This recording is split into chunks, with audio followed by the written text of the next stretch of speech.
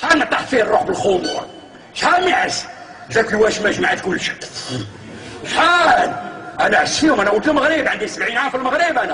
انا ماشي عاد جيت المغرب، عندي 70 عام. انا باكو ويلي سبحان الله. سبحان الله. نعم ليس كذلك، العاد طاحت فيه الروح، ولكن نستاهلوا. ما بغيناش شريعه الله، ما بغيناش بحال هكا القران والفائده والحديث والايه ونشوفوا سيره الرسول كيفاش جوج بناته ولا ما بغيناهاش.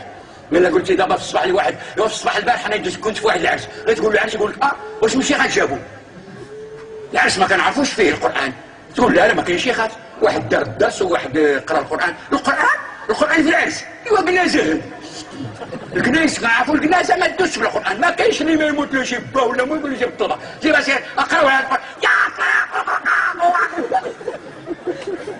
واش كتلعبوا كلام الله؟ كيقرا القران ويدك القران بالذكر.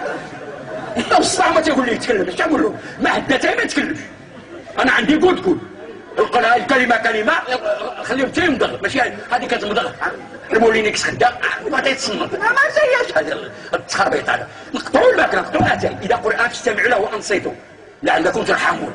سبحان الله. كذلك ورتل القران لا تحرك بلسانك لتعجل به. شوف هذيك اللي كتغني لكم كتضل الناس بالكلام ديال الغنى ديال الفحشاء ديال المنكر، اش كتقول؟ وتعطلت لغه الكلام. مثل الاشباع في ستر الحركات. واللي كيقرا القران قال فهمني هادشي القوضاس مالك اخويا. تيجي كلام الله ورتل القران ترتيلا لا تحرك به لسانك لتعجل به ولا تعجل بالقران من قبل ان يقضى اليك وحيه. وقران فرقنا وليذكر الناس على مكت. هذا هو القرآن. عظم كلام الله، عظم، صمت واسمع وتمعن وتدبر وعرف الآية والمرمى والمغزى كما كان سلف الصالح وانزل بها الواقع طبقها. نعم يرفعك بها الله، ماشي ما صدق الله العظيم. الله يرحم لي قراكم رفقي كان رفقي واحد السورة على با قرات على الرحمن إذا بغيت توصل لباك. احنا جاهلين ما فهمناش القرآن هذا، حتى احنا ما حدا كنقراو بهذه الطريقة وحتى احنا حتنا احنا ولادنا عريانين، احنا عافينا الشباب ديالنا كيضال، حتى احنا ما بغيناش نعظموا كلام الله. ومن يعظم شعائر الله فانها من تقوى القلوب.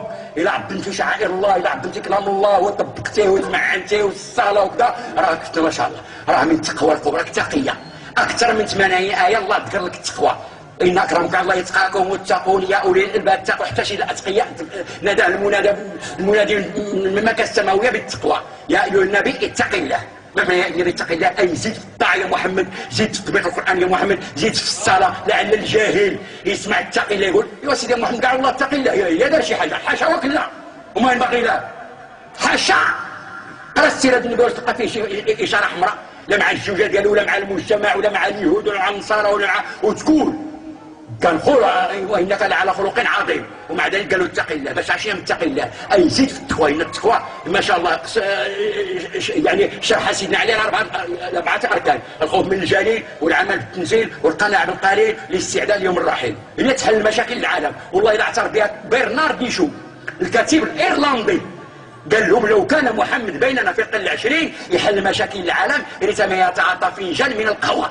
برنارد شو كاتب ايرلندي. انا كيما بغا يكون نقرا عليه حكمه ضاله، يكون كافر ولا مؤمن ولا رسول الله خذ النصيحه حتى من عند الشيطان. الحديث راه صحيح عندكم ديال ابا هريره: ما فعل اسيرك يا ابا هريره؟